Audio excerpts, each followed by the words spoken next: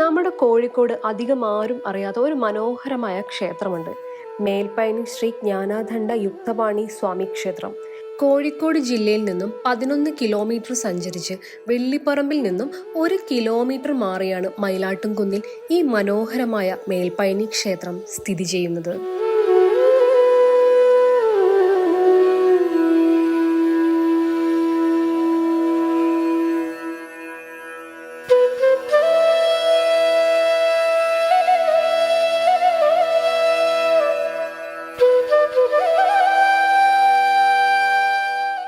ശരിക്കും ഈ ക്ഷേത്രത്തിൽ എത്തിക്കഴിഞ്ഞാൽ തമിഴ്നാട്ടിലെത്തിയ ഒരു ഫീലാണ്.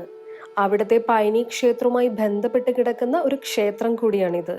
ഈ ഒരു ക്ഷേത്രത്തിന്റെ മനോഹരമായ കൊത്തുപണികൾ ചെയ്തിരിക്കുന്നത് തമിഴ്നാട് നിന്നും വന്ന ശില്പികളാണ്.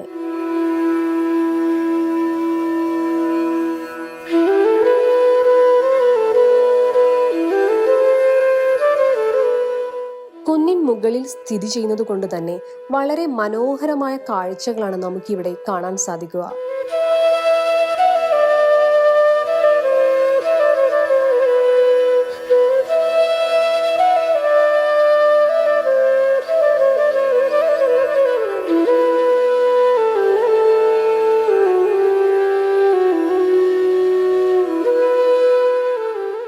ഇവിടുത്തെ പ്രധാന വഴിപാടുകളിൽ ഒന്നായ തലമുണ്ടനം ചെയ്യുന്നതിന് പ്രത്യേകം ഇടം തന്നെ തയ്യാറാക്കിയിട്ടുണ്ട്.